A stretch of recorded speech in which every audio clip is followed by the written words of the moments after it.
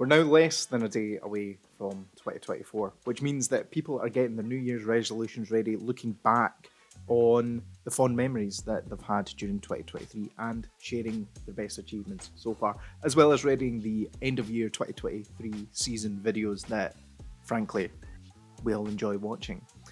It also means that a lot of us are setting new goals for 2024, including myself. So let's fire in.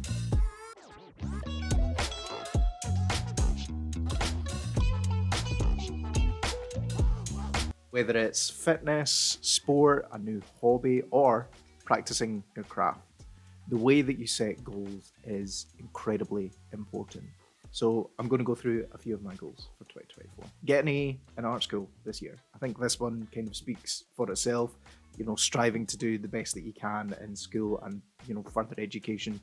That's my plan. I don't really need to justify it much. I do have a few exciting projects I'm working on through the year, as well as our kind of big project at the moment that's hopefully going to be finishing up this March. So keep an eye out and I might show you a thing or two, might show you a couple of projects that I'm doing whilst I am at one of the best art schools in the world, which I'm going to blow my own trumpet with that because I feel like I'm too humble with that. I'm thinking, oh yeah, it is a good art school. It's one of the best in the world. And I'm there. Me. I can't believe it. It's great. Anyway, back to this. Get 10,000 subscribers on YouTube by this date next year. Now this one's a bit more ambitious. I won't say it's outside the realm of possibilities because I have seen ridiculous growth over the past couple of weeks. I think I've doubled my subscriber count. I'm now at 160 subscribers, which is incredible. So a massive thank you to everyone that has been showing me all the love and support, as well as my design intern as well, who is napping at the moment as she usually does. But I feel like I'll be able to hit this goal and provide as much value as possible as I can for you guys and girls. Mostly I'm looking to focus on the likes of rebrand reviews, as well as addressing design news, going through my own projects, and maybe throwing in a tutorial or two, throwing some advice your way, some knowledge that I have attained both firsthand and also from other people as well that are in the industry. Solo travel. I think this one I've been after for a little while.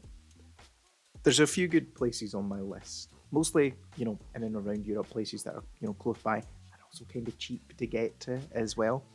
I've been to the likes of, Germany and Holland with, a group of people, but never anything by myself. I do want to do more photography as well, as I do love it. I do love photography. It's great to do. I've just not really had the time. I've been too busy, so it'd be good to take a little break and actually get fired back into that.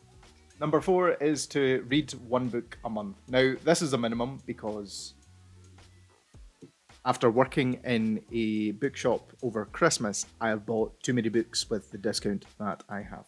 And, frankly, I am a whore for a pretty cover. There are so many books here that have such nice covers, and I keep buying them. It is a problem. But it's also a solution as well because I get to read all these pretty books. I need to actually put these. I have neglected most of the books on my shelves, as you can see behind me, and we also have another bookshelf that is just round the corner as well. But with this, even with the likes of compendiums as well, I don't really count the things like compendiums and inspiration books because that's what they are. They're purely for creative inspiration and also general inspiration for ideas. And I do want to get more into just reading a nice fiction book. I've been reading a lot of non-fiction design books as well, lots of life advice, life lessons, things like that. So I do want to delve into some fiction, some fantasy, because that's my favorite genre. And who doesn't like a book about magic and dragons? Let's be honest here. We all do love a little bit of that. Next up is to attend one design event, at least one, whether that is local, nationally, or maybe internationally. I'm looking at you, Adobe Max. I want to attend an event, network, and generally enjoy the event and meet a lot of really cool and like-minded people that are also working in the industry along with myself. And lastly is grow the social media following. Now, this one almost didn't put in because there's no number goal. There's not really a thing to really work towards. I feel it's too generalized as well. And I feel like with myself personally, that I need to have like a strict number. I need to have, that goal at the end that's, not open ended, like just, grow the social media following. There's not something I can really formulate a plan around with that. Whereas if it's grow to at least 1,000 followers on, say, Instagram and TikTok, that's something that I can make a plan around and work towards and think about, what does my audience enjoy? What do I enjoy as well? Because frankly, at the end of the day, you're the one that's in control of the content that you put out. So therefore, you should enjoy what it is that you do. And then, an audience will find you and you'll find your audience, and then you'll be able to flourish that way and grow your social media platform. Because ultimately, if your social media platform's growing, there'll be more people that are giving it attention. And then, even employers and companies and studios and things like that they'll give you attention, the attention that you frankly rightly deserve if you are growing at the rate that you're growing at and you're putting out incredibly valuable content. That's what's important. Now, here's the thing with setting goals. They should ideally be realistic, due to the fact that, like I've just said, you can create a solid plan and schedule to work towards these goals, and it makes attaining them a bit simpler to do when you actually break down and you actually work backwards from your goal. Now, planning out your goals, that's another story, but having a goal in the first place means that you're ready to commit, the time and the effort to actually attaining it, to actually, getting this golden nugget at the end of the rainbow.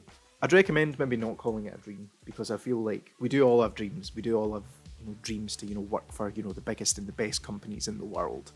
But if you don't have a goal that is that, and you're not consistently working towards it, you're never going to get there.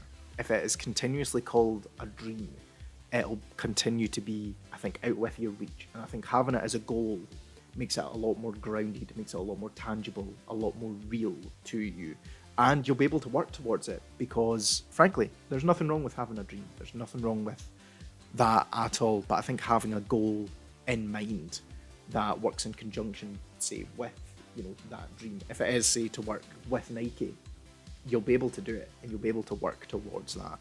And I think that's a really important differential to me. With that though, that'll be me for today and for the year. It's weird to think that this is 2023 coming to an end today. It's weird to think that, some of my videos came out a year ago.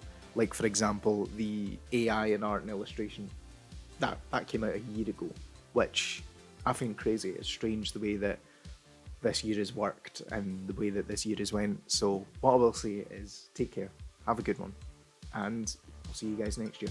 Bye. See you guys. Have a good one.